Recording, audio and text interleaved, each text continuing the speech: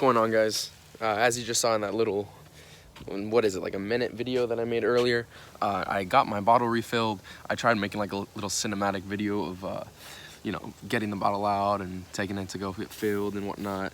But yeah, so when, I don't know if you noticed at the last clip, when I opened the bottle, it went up in pressure and then it dropped immediately. I had my nitrous map off, I had my solenoids off, obviously the whole progressive controller was off. Car wasn't on or anything, and looks like one of my solenoids was stuck open. Well, the only solenoid that I'm tuned on, stuck open, and it's broken right now. It won't click on or off or anything. So on the dyno, I had the broken solenoid right out the box, and then now this one gave out. Unfortunately, you know, nitrous stuff has wear and tear, just like anything has wear and tear, so I'm not worried about it. I'll end up buying some different nitrous solenoids in the future, but yeah, unfortunately, I tried making like a little cool cinematic nitrous video, and that didn't work out too well.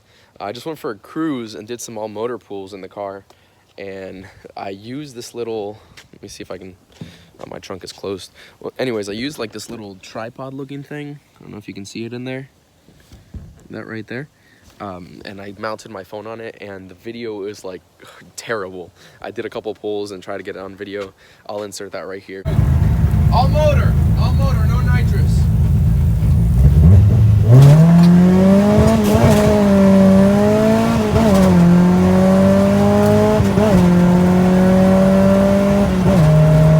And like the vibration was just so intense. I really need to get like a nice GoPro and actually mount it somewhere like hard onto the chassis. That way it doesn't get so much vibration, or see what people are doing for non-vibration videos and whatnot.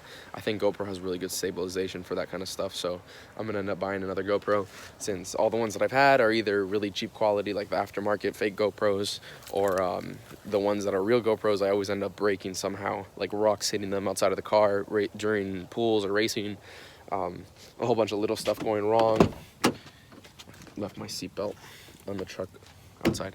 Anyways, so yeah, I'm always running into issues with that.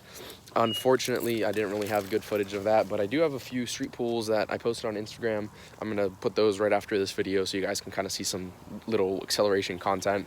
I raced Max's EK with a Type R swap in it, high compression pistons, cams, this, that, and another. It made like 200 horsepower. I raced him. It was a good race because off of a dig, it was all in my favor, obviously, because I'm all-wheel drive.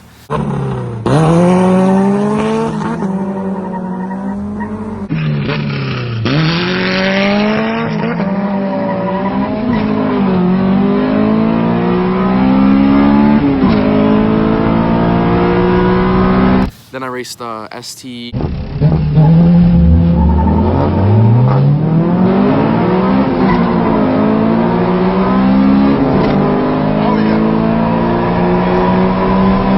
And also an Infinity.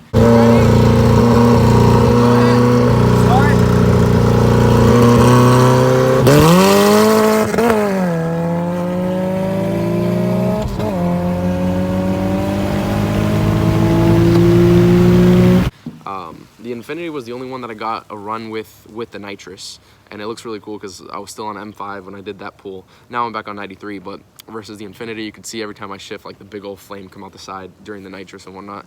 So that's pretty cool.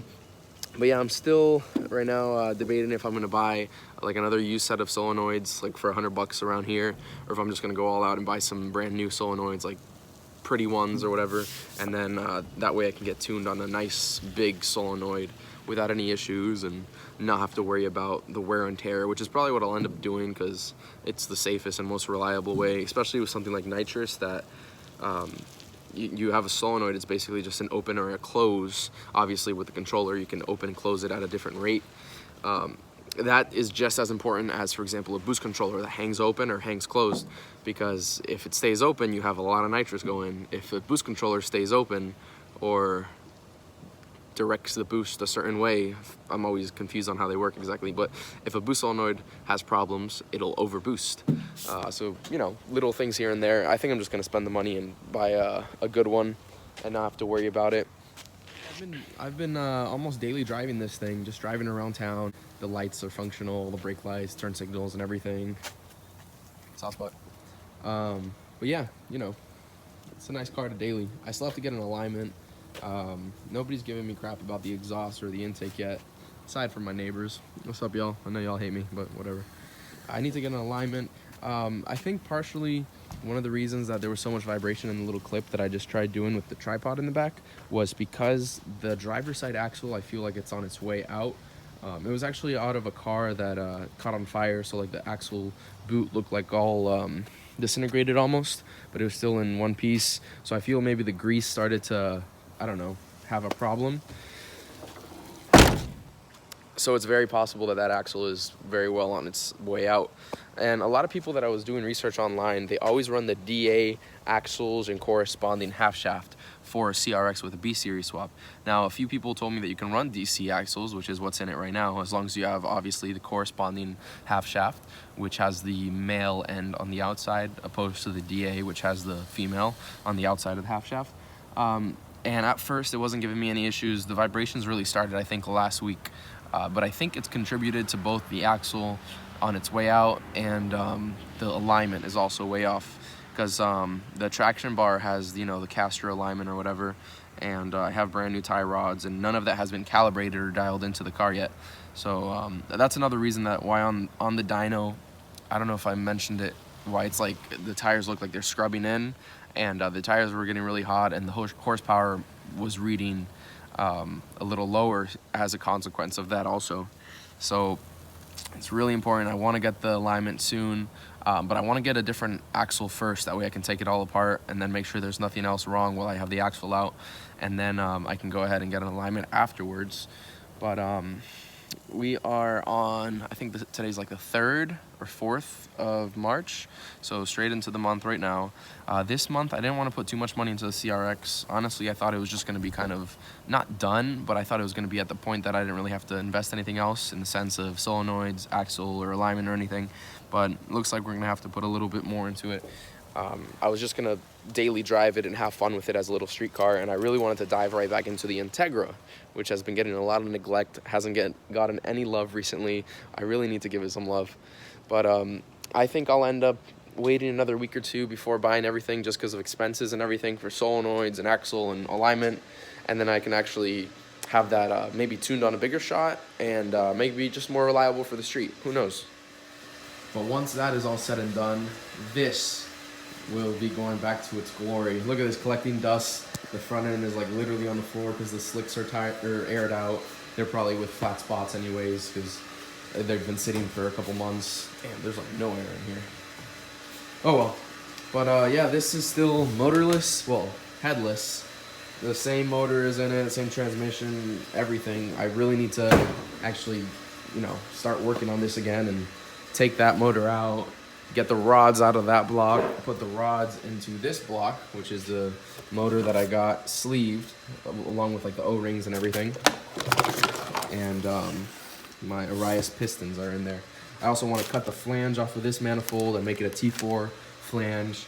That way we can run a bigger turbo on this setup.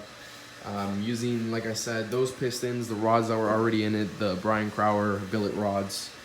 So those should be good rods for the horsepower that we're going right now, around 800. Bigger turbo, obviously.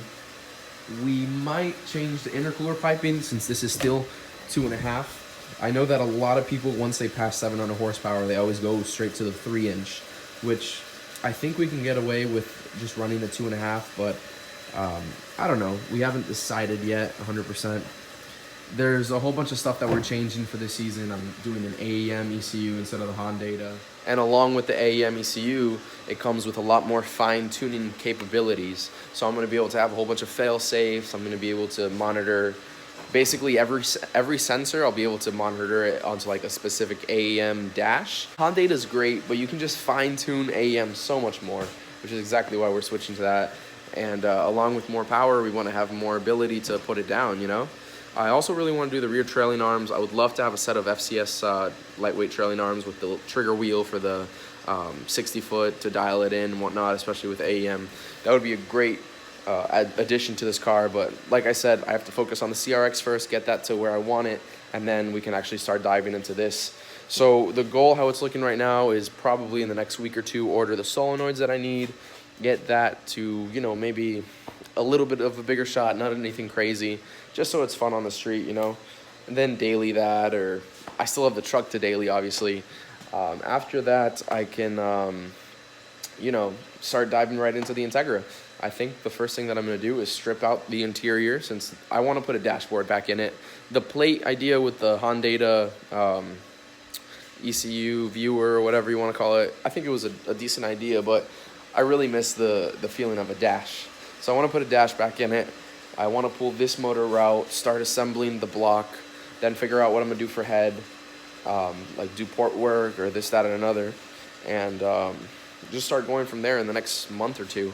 I want to have the long block assembled at least. But yeah, you know, little by little, I want to start doing things to the Integra again, because the CRX was a great build, but the Integra is the baby, you know? CRX can be a side chick, but the Integra's always got my heart. Also, I didn't really mention it so far, but I ended up getting a Lexus SC300. I traded the CRV. Yes, I know you guys were sad to see the CRV go. A couple people on Instagram were messaging me, oh, where is it? Where is it? I know it sucks. I just didn't really have any practical use for it. I live in the middle of a city, you know? There's not a lot of places that I can go with the CRV, and it's not like I live in the middle of countryside or something, or have a big lot or acreage in the back, whatever you want to call it, to like drive it and have fun. So I met this guy around Tampa area who he has exactly that. He lives almost in the middle of nowhere, and he can actually put it to great use. So we ended up trading the Lexus for the CRV. With the Lexus, I'll probably just flip it, you know. It needs a radiator, so I'll put a radiator in it and then just sell it, take my cash back, and throw it into the Integra. But this is a nice clean car, and he gets exactly what he wanted, a dune buggy for his house, which when we dropped it off, I actually got some video of him driving around for the first time around his area. And although the video isn't really good because I was in the back of the CRV without a seat or anything, Shane was up front, it's still a decent clip to kind of like say goodbye to the CRV. It's sad, but you know, it's moving to somebody who's going to be able to use it how it was intended to be used, like a fun off-road car. And with that being said, I'll put that clip over here. Thanks for watching, guys. Just wanted to give a quick update on the CRX and do like a little cool nitrous video, even though that didn't really work out. But yeah, thanks for watching, guys. Hope you enjoy the rest of your evening. Let me know what you think in the comments section down below, what I should prioritize in sense of the cars, and enjoy this next clip about the CRV. Peace. I really hope I don't fall from here. Oh gosh, I'm gonna fall. I'm dying. It's gonna be bumpy. Oh my god.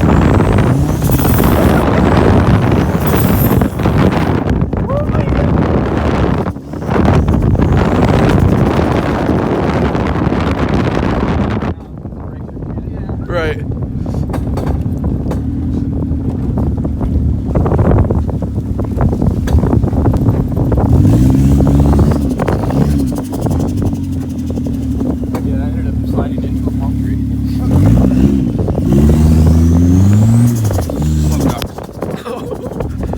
I swear I almost fell off.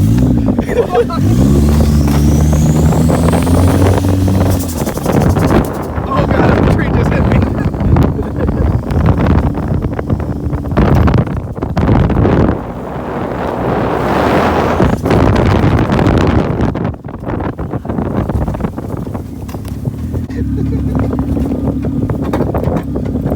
Oh my god.